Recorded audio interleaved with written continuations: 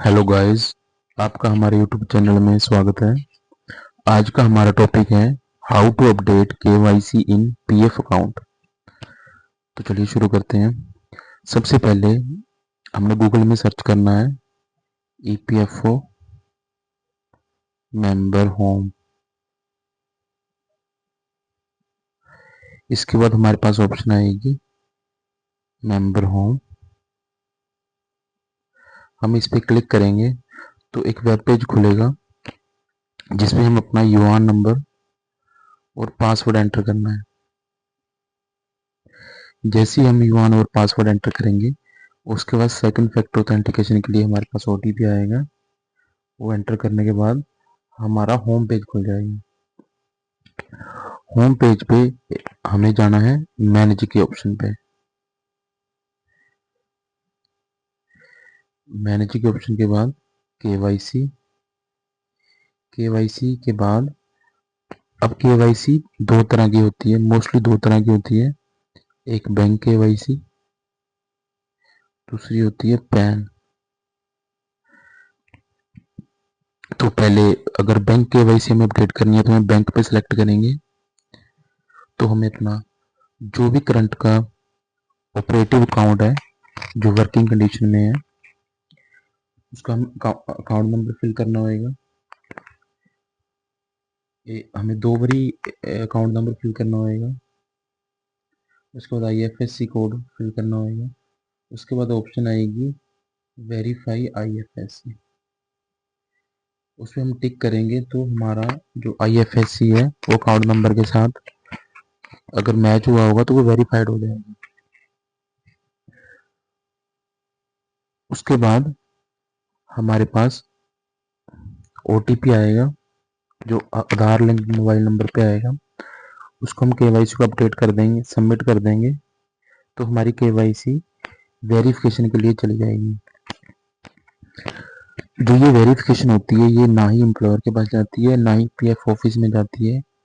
ये verification bank server से होती है। बेसिकली इसमें देखा क्या जाता है, बैंक सर्वर इसमें जो आपका पीएफ में मेंबर नेम है, जो आधार पे मेंबर नेम है और जो बैंक की पासबुक है, जो बैंक अकाउंट है आपका जो उसमें मेंबर नेम है, वो तीनों बिल्कुल मैच होने चाहिए। अगर इनमें डिस्क्रिपेंसी होएगी तो आपकी जो केवाईसी है वो रिजेक्ट हो जाएगी। जो केवाईसी रिजेक्ट होती है उसमें यूजुअली दो रीजंस ही होते हैं, या तो हमारा आईएफएससी कोड मिसमैच होता है या हमारा मेंबर नेम मिसमैच होता है। आईएफएससी कोड मिसमैच होने का मीनिंग ये है कि बेसिकली हमने अगर ब्रांच अपनी शिफ्ट कर ली है, हमारा बैंक सेम है लेकिन हमने ब्रांच एक लोकेशन से दूसरी लोकेशन में शिफ्ट कर ली है, उस केस में हमारा आईएफएससी कोड है जो वो चेंज हो जाता है। लेकिन जो हमने यहाँ केवाईसी में आईएफएससी कोड भरा है वो हमने पुराने वाला भर दिया होगा, तो उस केस में हमारा जो वेरिफिकेशन रिजेक्ट होती है वो आईएफएससी मिसमैच के कारण होती है। लेकिन जो सबसे ज़्यादा रिजेक्शन आती है वो होती है कि नेम मिसमैच हुआ है मेंबर का, इसलिए वो केवाईसी रिजेक्ट होती है। तो इसमें हमें सबसे पहले तो ये चीज़ इंश्योर करनी है कि हमारा नाम बैंक में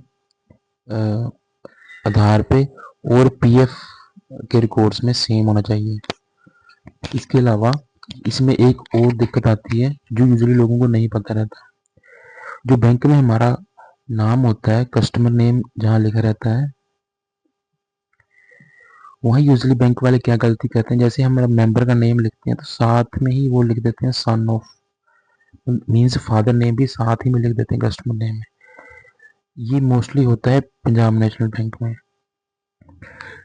जहाँ पे कस्टमर नेम ऐसा लिखा गया है बैंक पासबुक में, तो उन केसेस में भी रिजेक्शन आती है क्योंकि जो बैंक सर्वर है वो इसको पूरे को मेंबर नेम ही समझता है, और जब उसको आधार के नेम से और पीएफ रिकॉर्ड से मैच किया जाता है तो वो मिसमैच आ जाता है। तो हमें ये भी इंश्योर करना है कि हमारी बैंक पासबुक में जो कस्टमर नेम है वहाँ पे सिर्फ मेंबर का नेम हो, वहाँ पे सन ऑफ वगैरह कुछ ना हो, सिर्फ मेंबर का नेम होना चाहिए। तो ये बैंक केवाईसी तो ऑटोमेटिकली बैंक सर्वर से अप्रूव होती है। उसके बाद केवाईसी में दूसरी ऑप्शन होती है पैन कार्ड।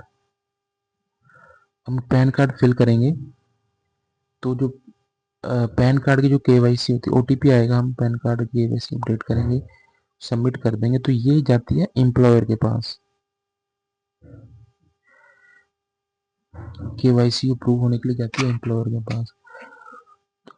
अगर एम्प्लॉयर 60 दिन के अंदर अंदर इसको अप्रूव कर देता है तो ये अप्रूव हो जाती है, अदरवाइज ये ऑटोमेटिकली रिजेक्ट हो जाती है। तो इसमें कुछ इशू ये भी आता है कि कुछ लोग बोलते हैं कि जो हमारा एम्प्लॉयर है वो क्लोज हो चुका है, बंद हो चुका है, बंदे किसी ने जॉब छोड़ दी, उसके बाद लोग क्लेम अप्लाई करते हैं। तो उस टाइम पे जब क्लेम अप्लाई करते हैं, एम्प्लॉयर जो एस्टेब्लिशमेंट है वो बंद हो चुकी होती है। अगर वो पैन कार्ड अपडेट करते हैं तो ऐसे ही पेंडिंग रह जाता है और उसके बाद वो ऑटोमेटिकली रिजेक्ट हो जाता है। तो लोगों की क्वेरी होती है कि पैन कार्ड को इस सिनेरियो में कैसे अपडेट करें। देखो इस सिनेरियो में जो पैन कार्ड है वो किसी भी हालत में अपडेट नहीं हो सकता। ना ही पीएफ अथॉरिटीज के पास कोई ऐसा ऑप्शन होता है कि वो पैन कार्ड को मैनुअली पीएफ ऑफिस वाले अपडेट कर सकें।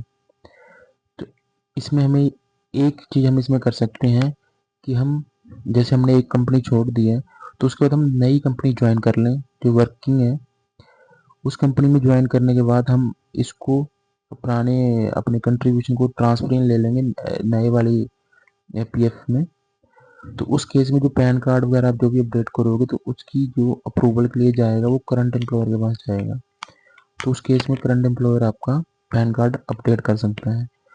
और दूसरी बात ये भी है कि अगर आपकी अमाउंट 50,000 से ज़्यादा है लेकिन आपकी जो सर्विस है वो भी 5 साल से ज़्यादा है तो उस केस में अगर आप पैन कार्ड अपडेट नहीं भी करोगे तो भी कोई दिक्कत नहीं है, आपका कोई भी टीडीएस नहीं डिडक्ट होएगा।